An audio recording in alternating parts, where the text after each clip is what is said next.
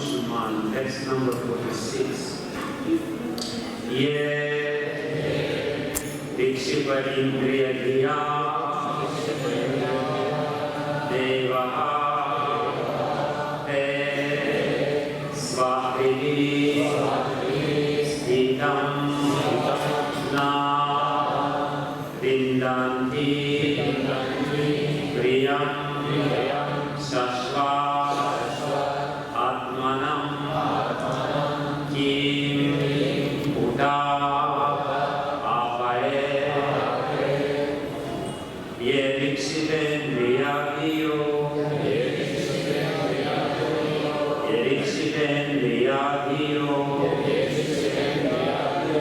devās sva-hṛdi sthitam devās sva-hṛdi sthitam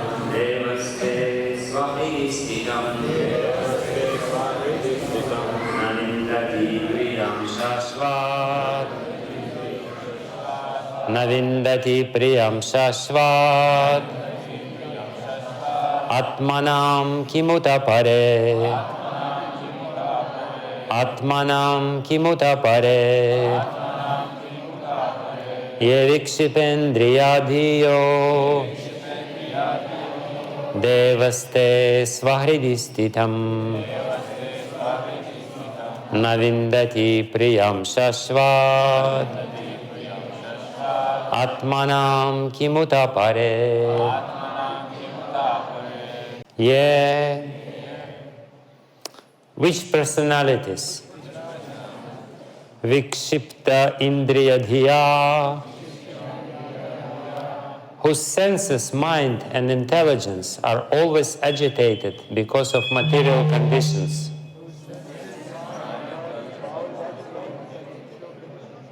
Devās, like the demigods. Te, such persons. Sva-hṛdi, in the core of the heart. Sthitam, situated. Na, not. Vindanti, no. Priyaṁ, the dearmost personality of Godhead. Śaśvad, constantly, eternally. ātmānaṁ, the Supreme Personality of Godhead. Kimuta, what to speak of. Ātmānaṁ, others, like human beings. Translation and purport by His Divine Grace A.C. Bhakti Vijnana Goswami Prabhupada ki. Even though the demigods have the advantages of being situated in the higher planetary system, their minds, senses, and intelligence are agitated by material conditions. Therefore, even such elevated persons fail to realize the Supreme Personality of Godhead, who is eternally situated in the core of the heart. What then is to be said of others, such as human beings, who have fewer advantages? Purport. It is a fact that the Supreme Personality of Godhead is always situated in everyone's heart. Ishvara sarva bhutanam hriddesher juna tishtati. But because of our material anxieties, which are inevitable in this material world, we cannot understand the Supreme Lord, although He is situated so near to us. For those always agitated by material conditions, the yogic process is recommended so that one may concentrate his mind upon the Supreme Personality of Godhead within the heart. Dhyanavastita tadgatena manasa pashyanti yam yoginaha. Because in material conditions, the mind and senses are always agitated by the yogic procedures like dharana, asana, and dhyana. One must quiet the mind and concentrate it upon the Supreme Personality of Godhead. In other words, the yogic process is a material attempt to realize the Lord, whereas bhakti, devotional service, is the spiritual process by which to realize Him.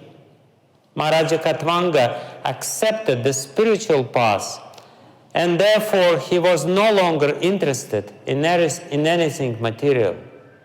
Krishna says in Bhagavad Gita, Bhakti-maṁ abhijanati, only by devotional service can I be understood.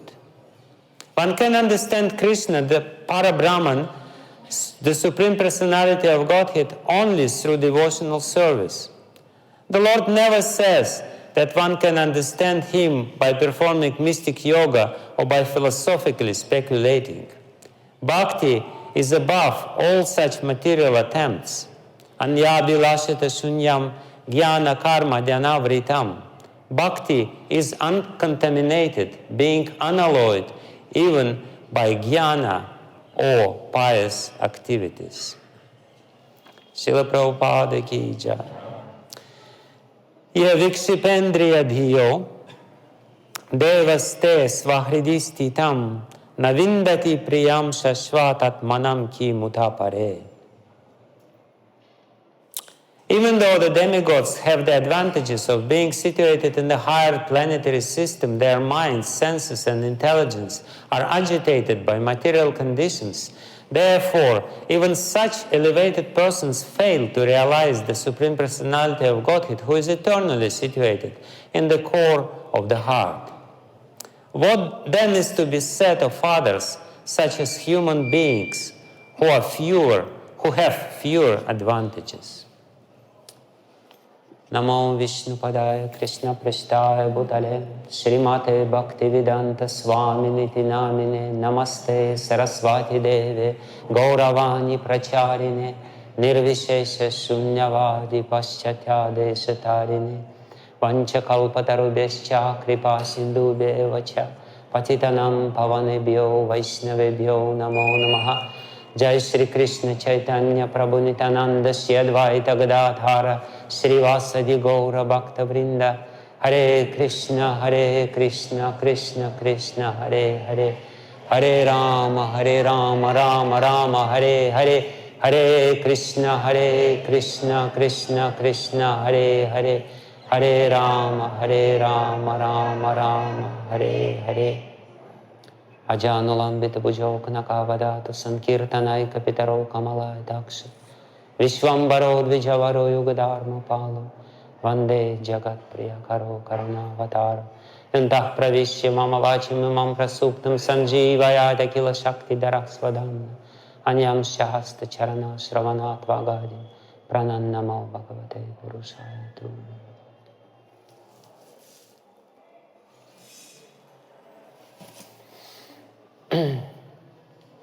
Hare Krishna. So here we see how Maharaja Katvanga is reasoning. And basically he's explaining to us and to himself why he does not want to take any benedictions from the demigods. Demigods voluntarily, without even being asked, to offer him all kinds of benedictions, and he flatly refused. Which is a very rare occasion, because usually, as Krishna himself says in Bhagavad Gita, people in this world are after the benedictions of the demigods. It's very rare to find somebody who doesn't want any benedictions from the demigods. Everyone wants some benediction. Somebody wants beautiful wife, somebody wants beautiful husband, somebody wants a lot of wealth. And demigods are ready to give. They are ready to give all these benedictions. And they were ready to bestow all these benedictions to Maharaja Katvanga without any reservations. But he flatly refused, and he explains why here. He says, what can they give?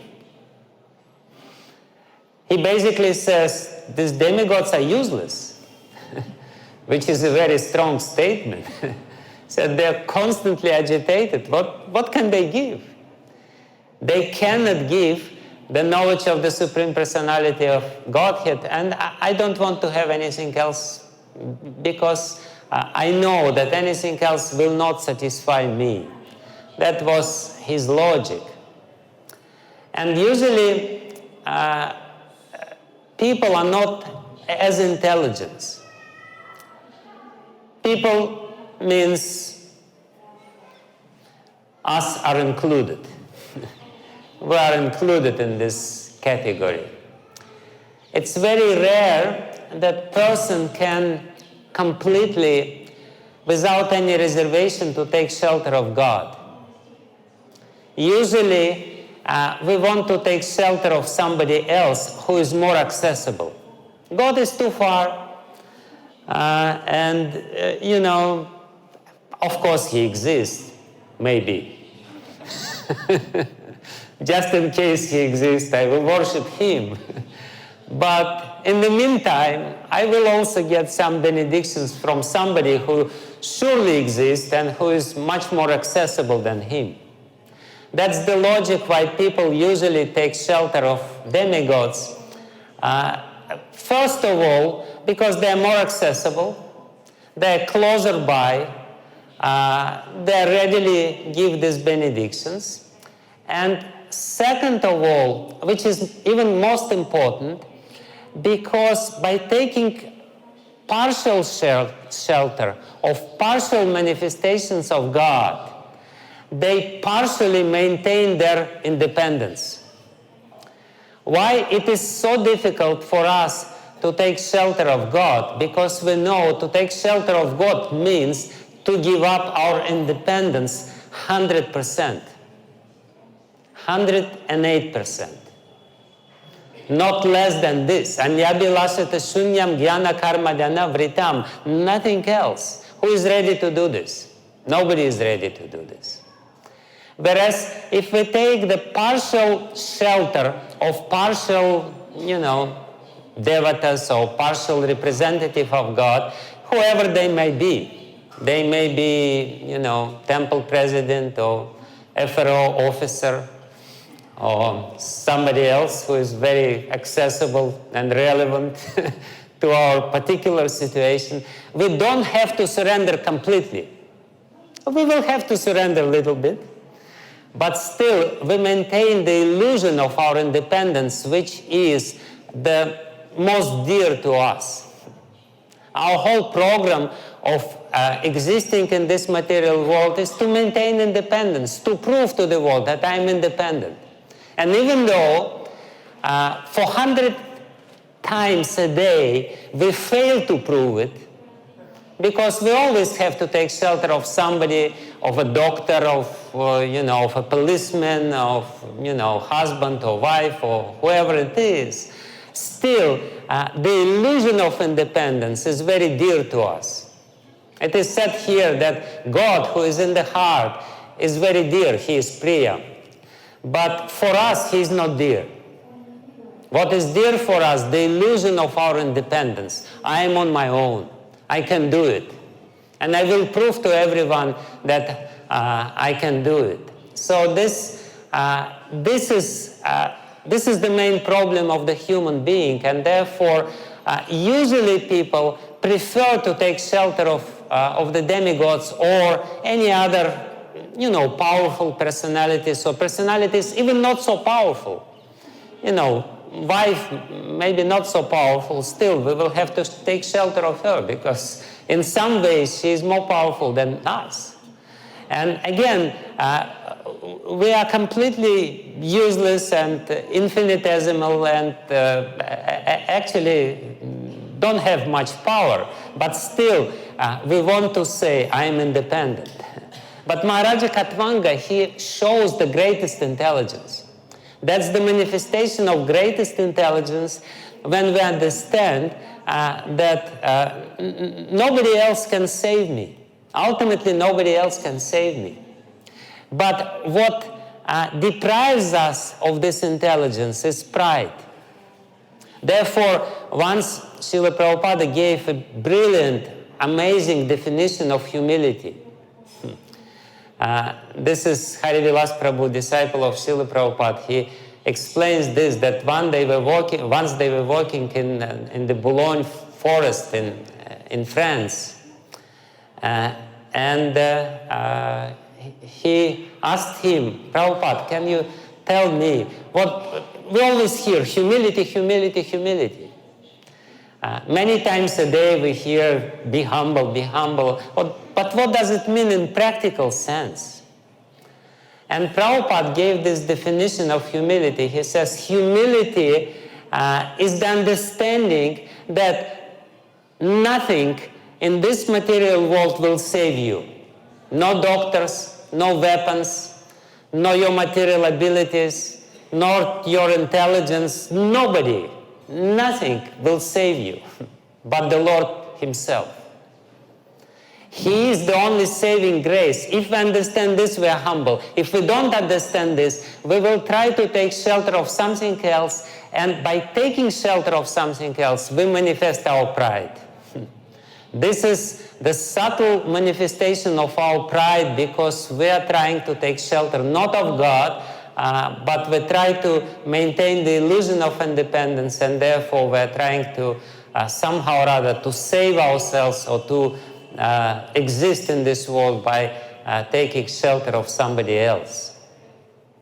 And here Maharaja Katvanga gives a very significant reason why we should not take shelter of anyone else but God Himself.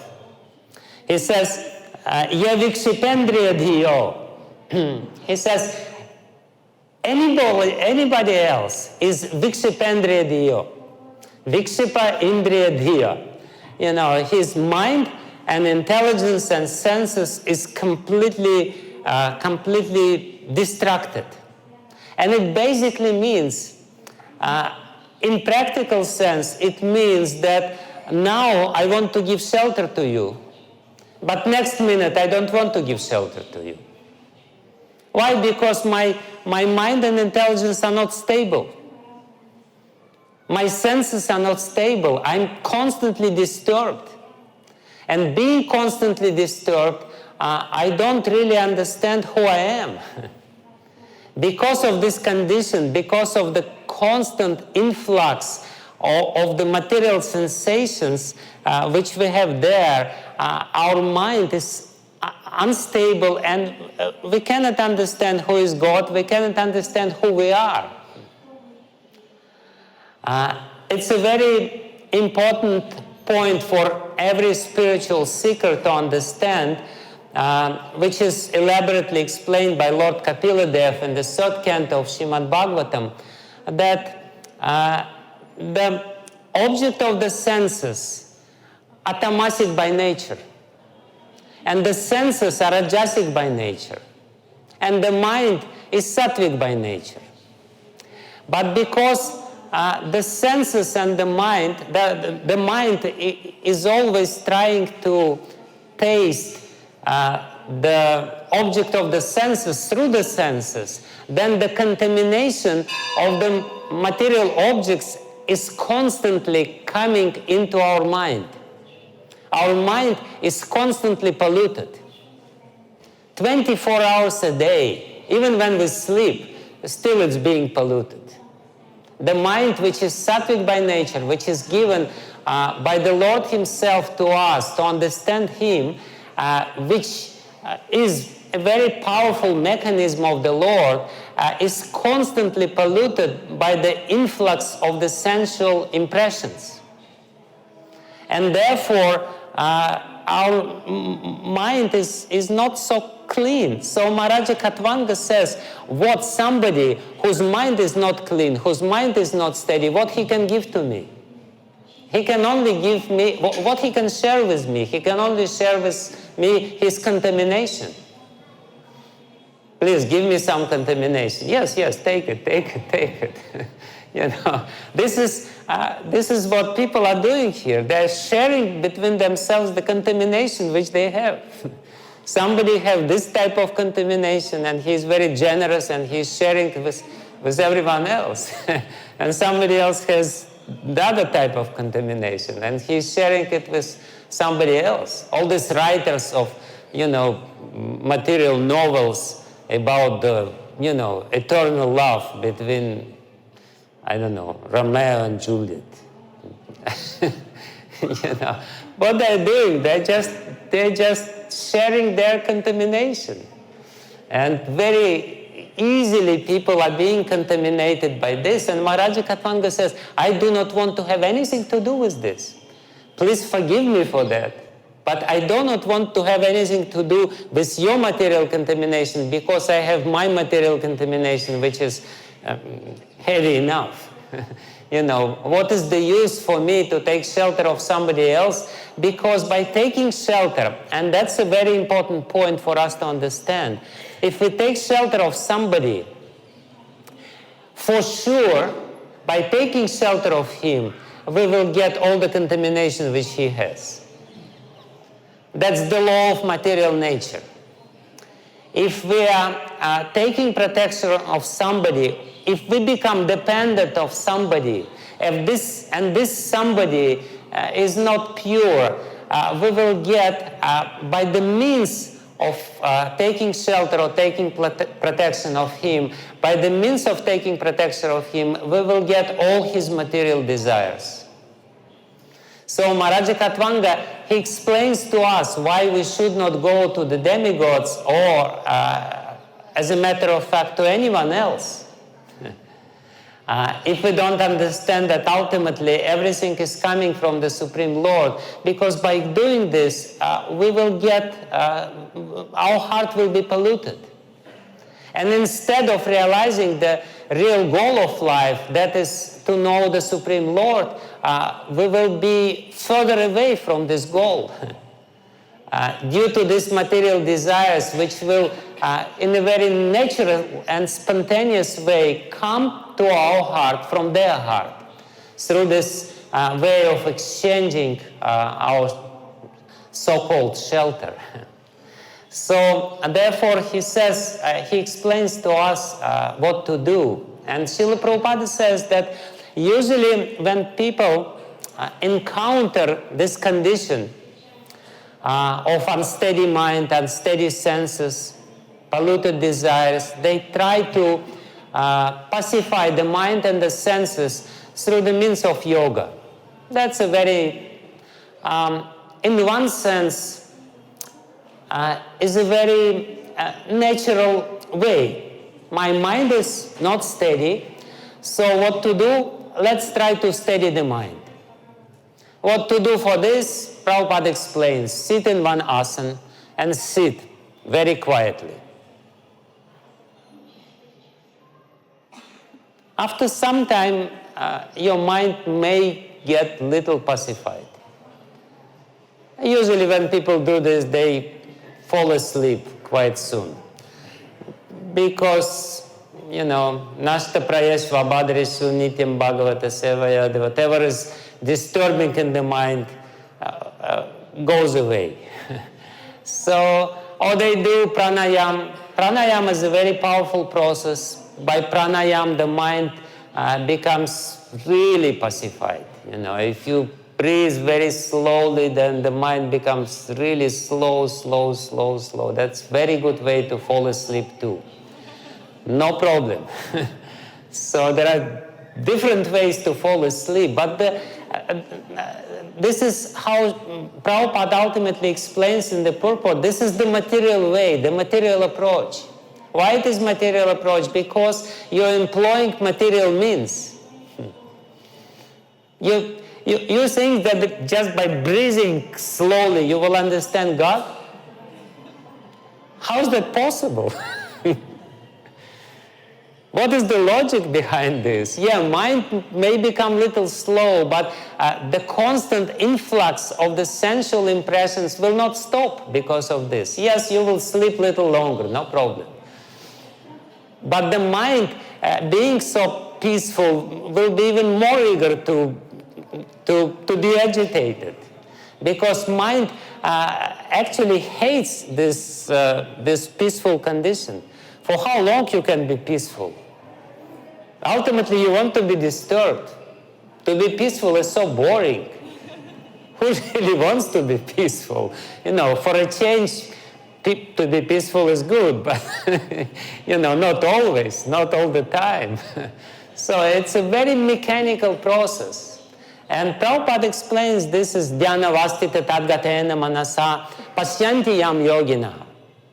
Yes, ultimately, those yogis who are really highly elevated, then dhyana vastita tadgatena manasa, when they reach this stage of dhyan, and dhyan means the mind is so stable and so thick. Now at this condition, because of our mind is so polluted and so agitated by all these gunas of material nature, it's very airy. It's very, it's easily disturbed. So by material means of yoga, by the means of yoga, minds becomes really stable. And dhyana vastita tadgatena manasa, therefore they can do dhyan. And dhyan means concentrated, attention or complete concentration when the mind is not disturbed at all. But in reality, who can do this? Once I had a very interesting experience. With a group of devotees, we came to a cave where Shankaracharya was doing his meditation. It's in South India, in a very high mountain near Mukambika. Down there is a Mukambika temple. On the top of it, there is another Mukambika temple. And nearby, there is a beautiful cave where supposedly Shankaracharya, this is one of the caves where Shankaracharya achieved his enlightenment. I heard many caves like this are there. But whatever it is, it's a beautiful cave and it's a very nice place.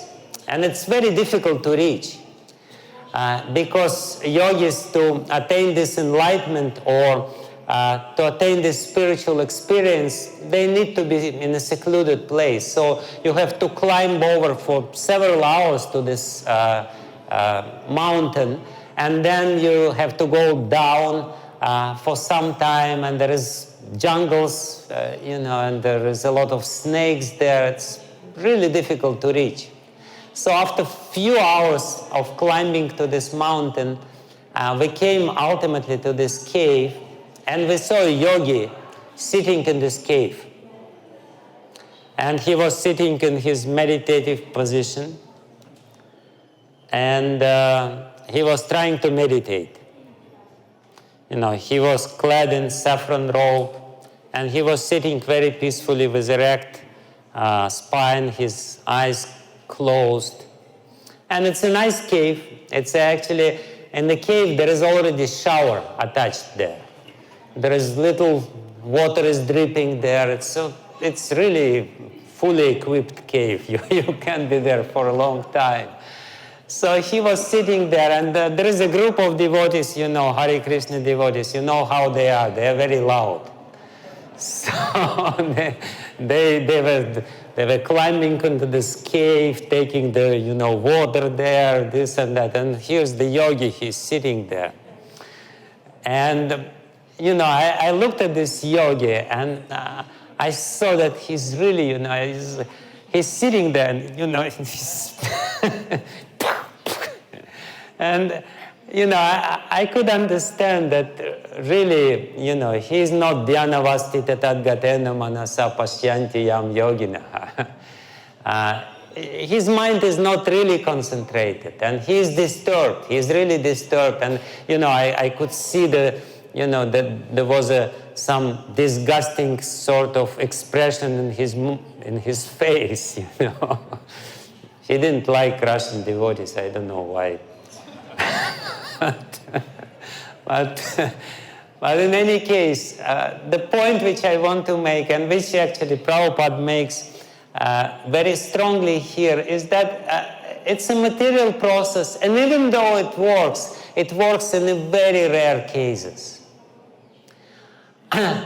Yes, in Srimad Bhagavatam itself it is said, Dhyana vastita tadgatena manasa pashyanti yam yoginaha. Ultimately, yogi can see me, but Krishna himself says, yoginam api sarvisham madgatena antaratmana śradavan bhajate yoman. Who is the best of the yogis?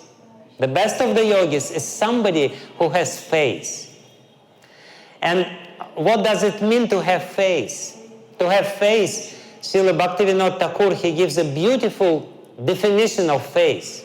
And basically, it's exactly to the point of this verse.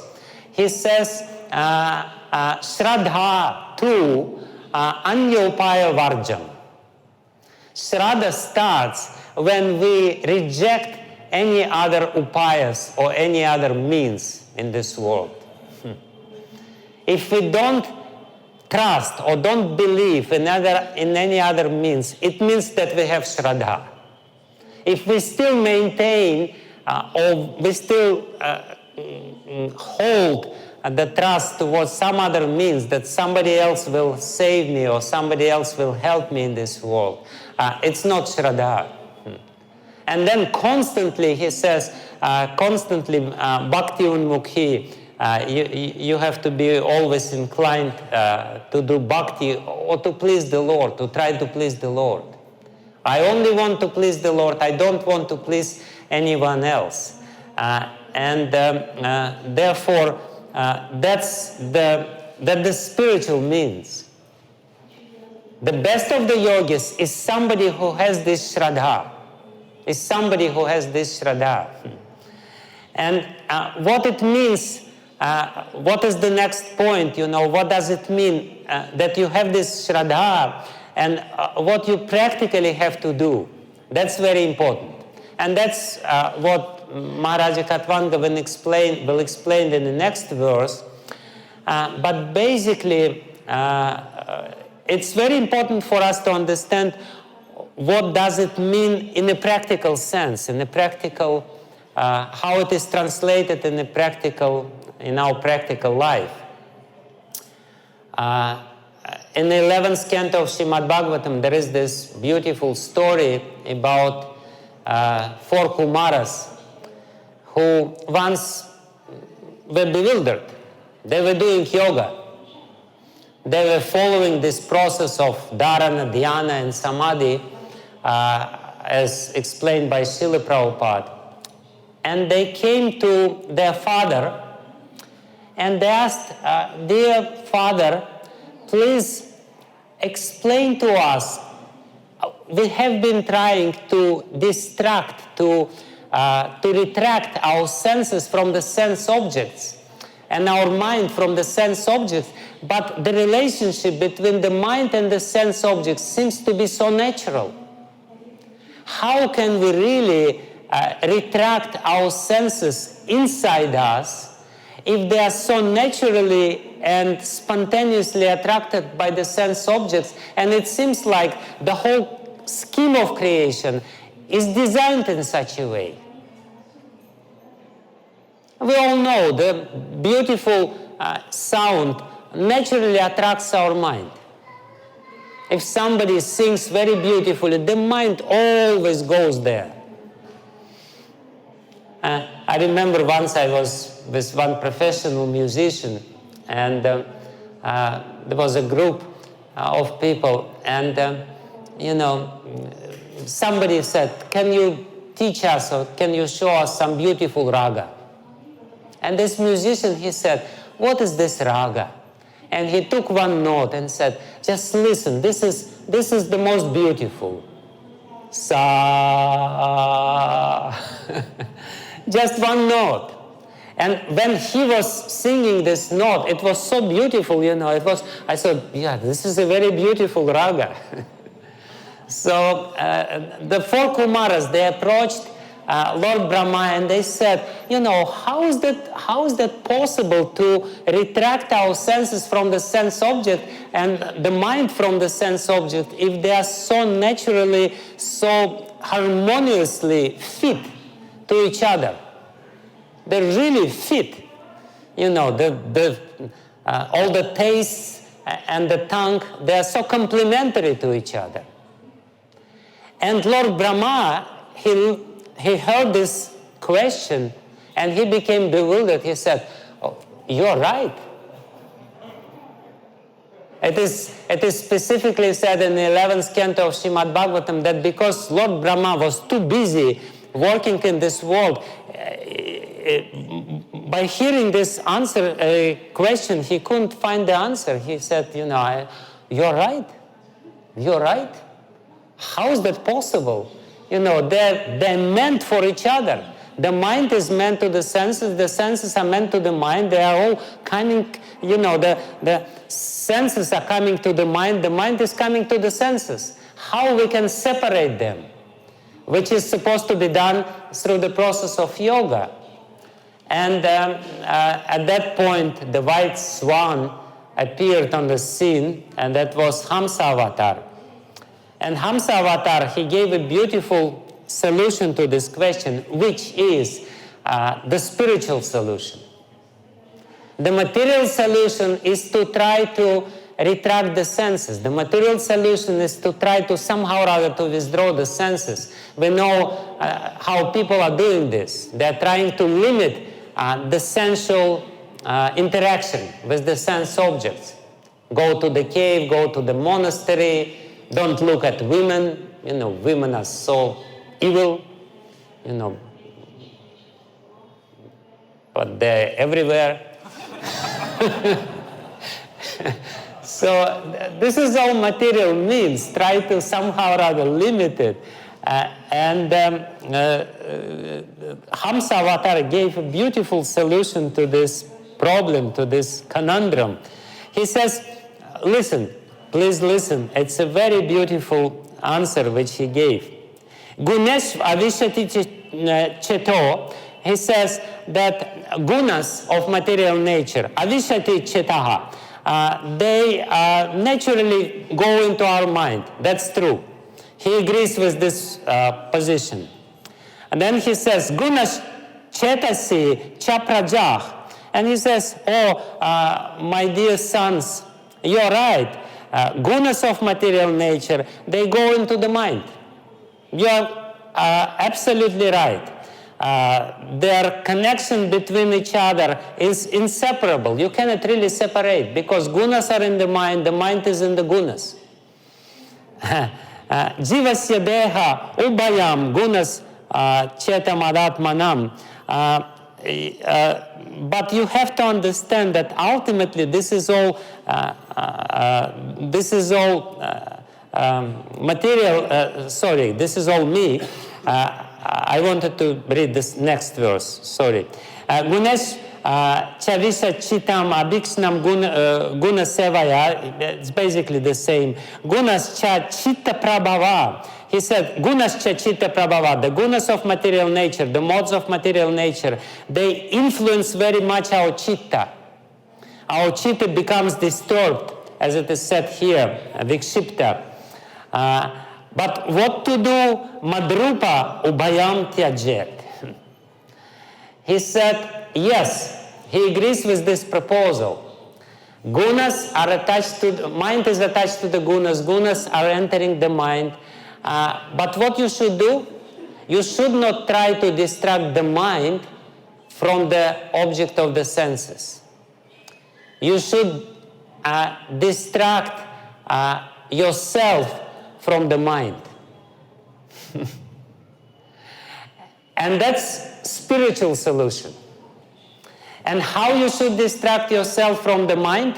How you should do this? Madrupa ubhayam tyajet. You have to understand that you are of my nature, but not of the nature of the senses and of the mind. Madrupa ubhayam tyajet. You will be able to reject the mind and the senses altogether without trying to separate the mind from the senses. That's useless. That's hopeless. But you will be able to separate yourself from the senses and from the mind if you understand that you are Madrupa. as it is said in Bible, that the human being is created by the image of the Lord.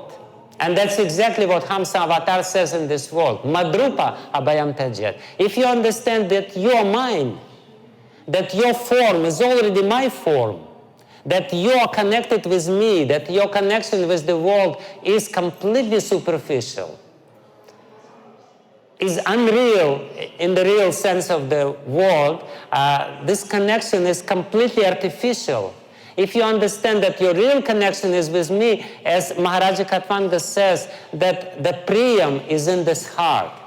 If you understand that your real connection, sambandha, is with the Lord, then you will be able, and only then you will be able to give up both senses and the mind, your attachment to senses and the mind.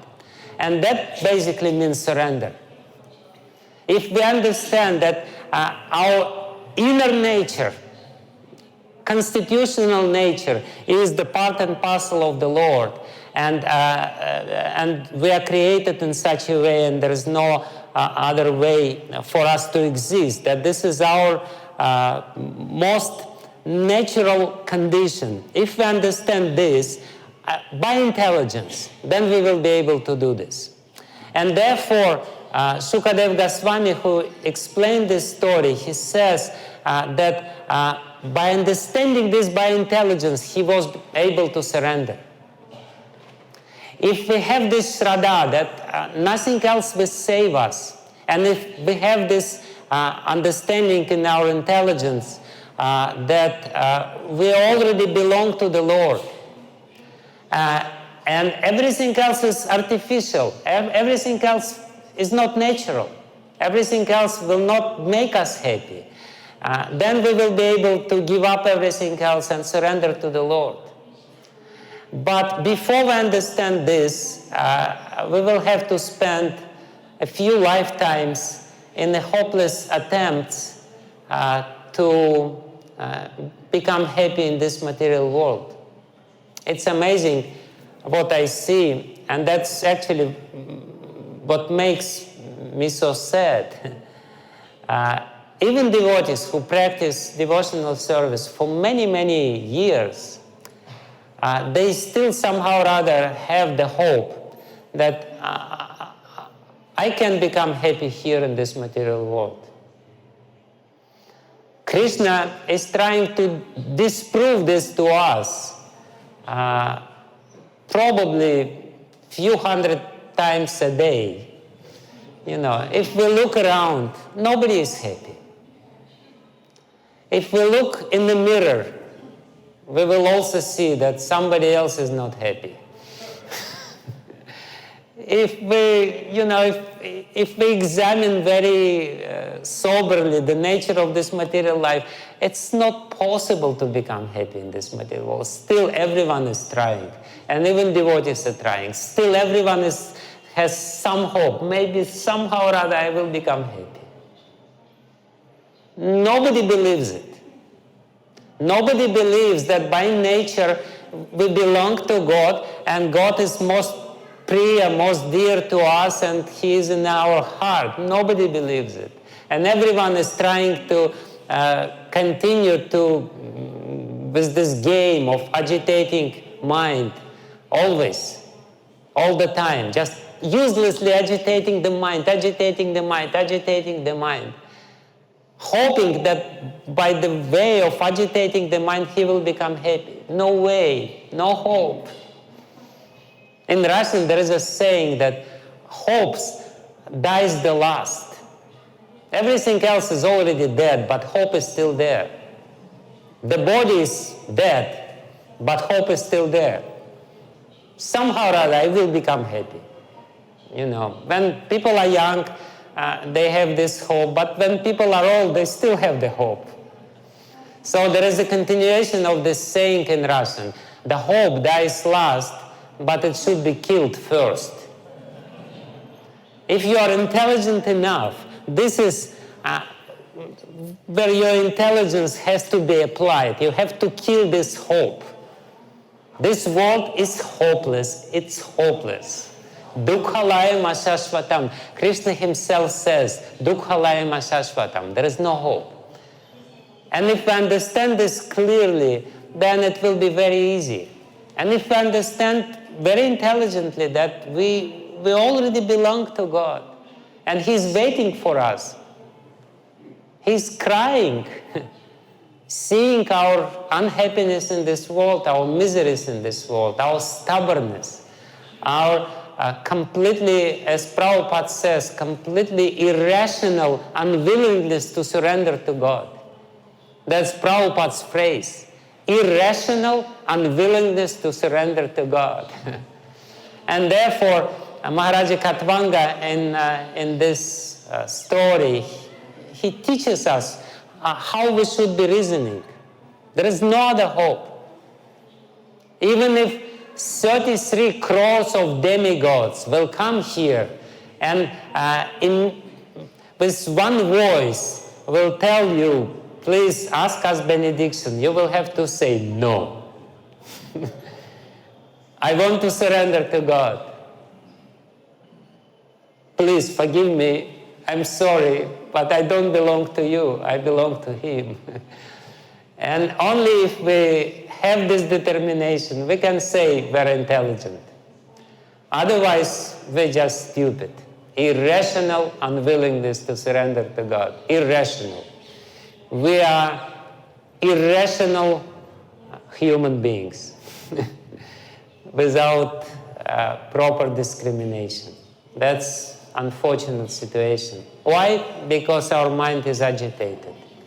Therefore, the only solution is to find shelter of somebody who has the intelligence. Now we cannot do this. We cannot surrender to God. But at least we can surrender to somebody who is surrendered to God. If we appreciate His surrender and His determination and surrender to Him, then we will be able ultimately to surrender to God. And that's how the process works. This is how our reasoning should be. I cannot surrender now. I still have so many hopes and plans to enjoy in this world. But I see somebody and I know somebody is surrendered. Let me try to please him. Let me try to do some service to him. And in this way, his determination and his intelligence will come to myself. Thank you very much. Hare Krishna.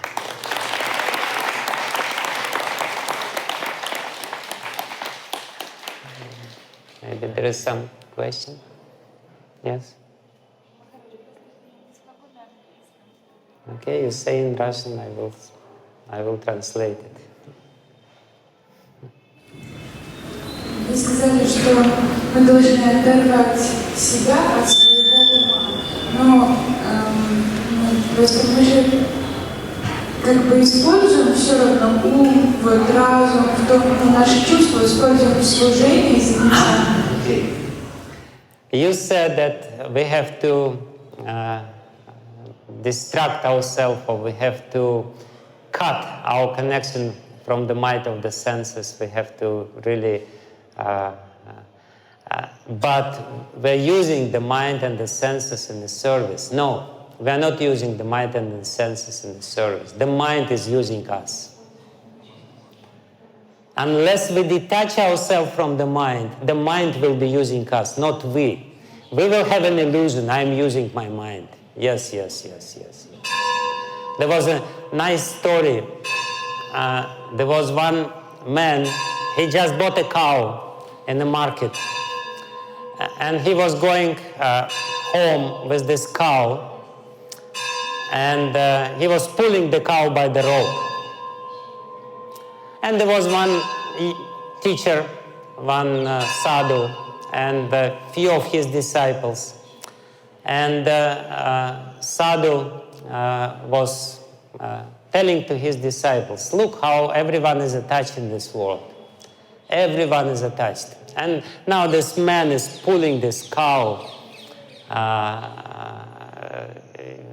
his cow by the rope. And the sadhu is showing finger unto him and saying, look how he is attached to the cow. He's completely attached to this cow. And the man, he became very, he said, no, I'm not attached to this cow. I'm not attached to this cow. Actually, he said, not attached to the cow. He said that everyone is enslaved by their attachments, but by their possessions. And he shows to this man and says, this man is enslaved by the cow. And the man became very, he became really, he didn't like it. He said, no, I'm not enslaved by the cow. The cow belongs to me. She's my possession. And then this sadhu, he snatched the rope from the hands of this man, and the cow started running. And the man started running after her. And the sadhu looked at his disciples and said, who is the slave of whom? He's the slave of the cow the slave of him. He's running after her. So we are running after our mind. It's an illusion. Unless we understand that we're not this mind, and now we don't understand that we're not this mind, unless we detach from the mind, we will have the illusion that I'm using the mind, but the mind will use us.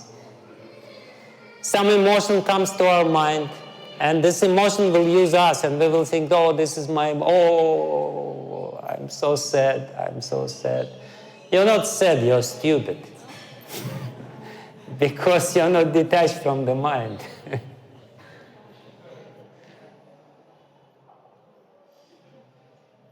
It's so wonderful to see you again, Maharaj. Thank you for your beautiful class. Maharaj, I was just thinking about this point about the mind. My understanding is that when we leave this body, whatever is there in the subtle body, the mind, the imprint, it contains the imprint of the next body we're going to get. So, I just want to understand, Maharaj, what exactly is this mind? Because it's, and you just explained, you answered her question. So what exactly is the mind? And why does this subtle body, because it seems like a very important part of us, because it's, when we leave this body, we leave the gross body, but this subtle body comes along. Yeah.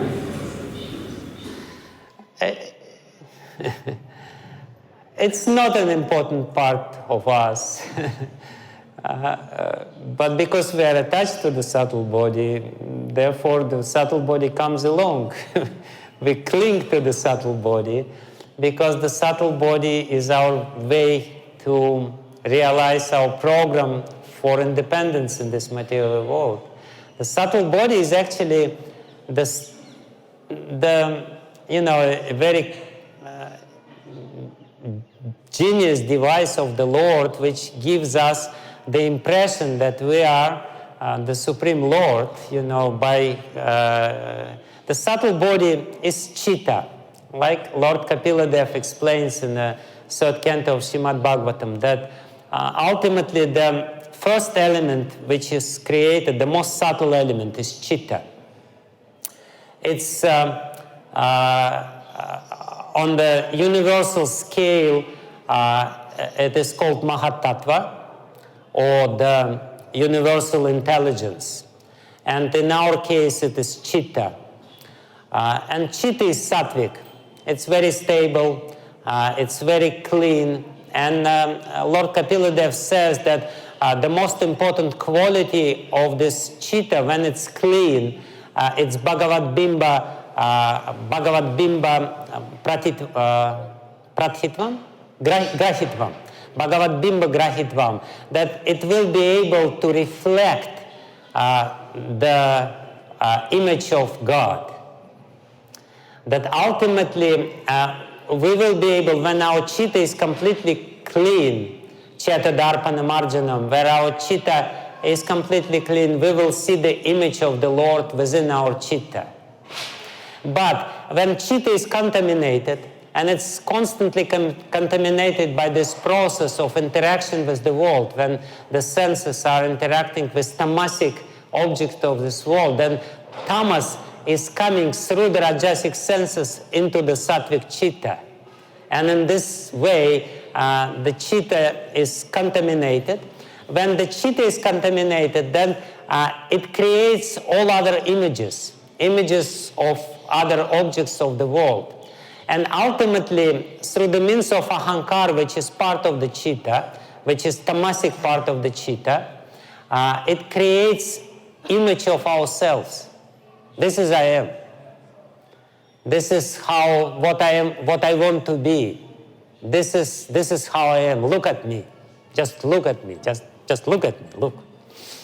And we are attached to this image, which is there in this contaminated chitta. And because we are attached to this image, and chitta being in constant flux, it's changing the images. And when ultimately we decide by the end of our life whom we want to be the next life, Krishna says, okay, try it again, no problem.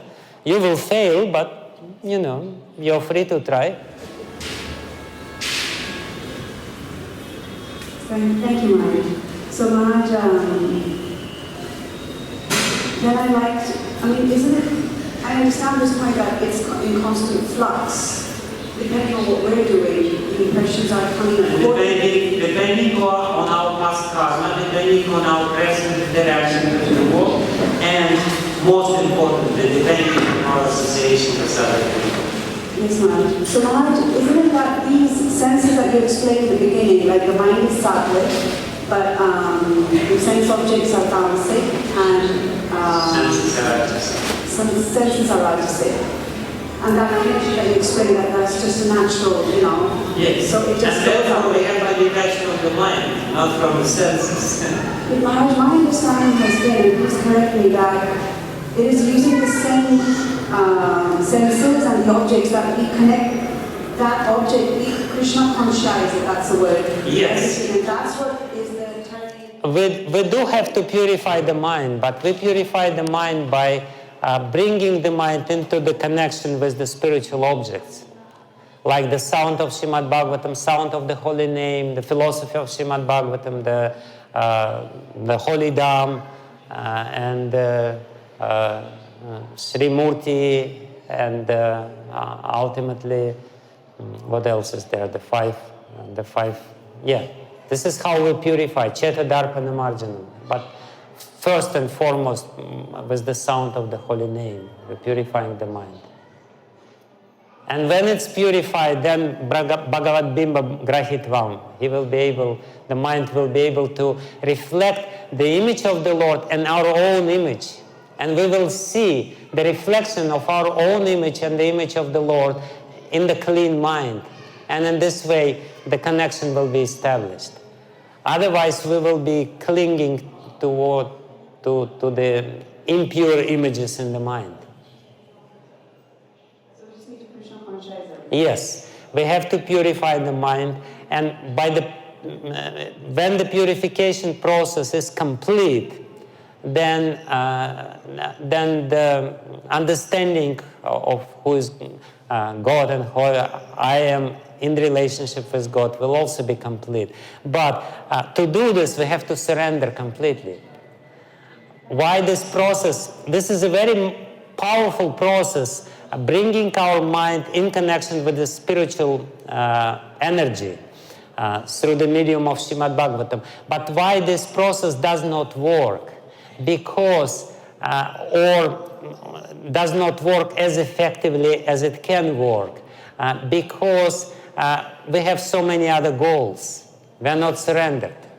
This process, for it to work properly, 100%, we have to be one-pointed or surrendered.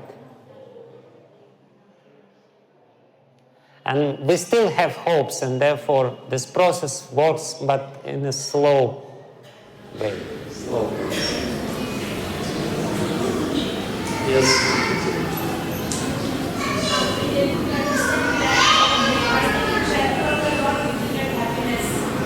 Yes.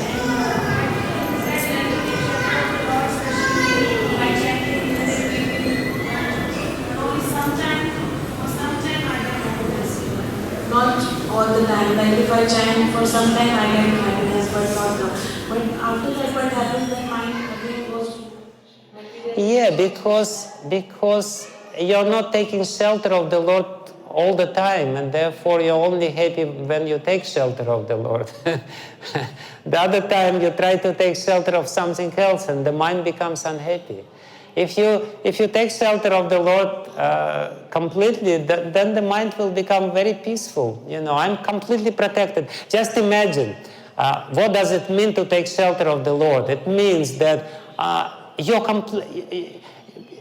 know 100% that Lord will save me, that Lord is kind, that He gives all the mercy. I don't have to be disturbed, to be worried about anything else. Everything is fine with me. You know, just this feeling itself will give you happiness.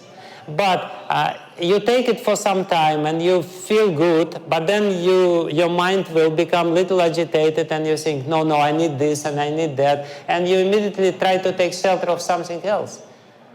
When you take shelter of the Lord, you are happy. Why you're not happy? Because in the next moment, because of the agitated mind, you give up the shelter of the Lord. And that's unfortunately the situation, fluctuating mind, which cannot be. Anyway, thank you. Thank you very much. Hare Krishna.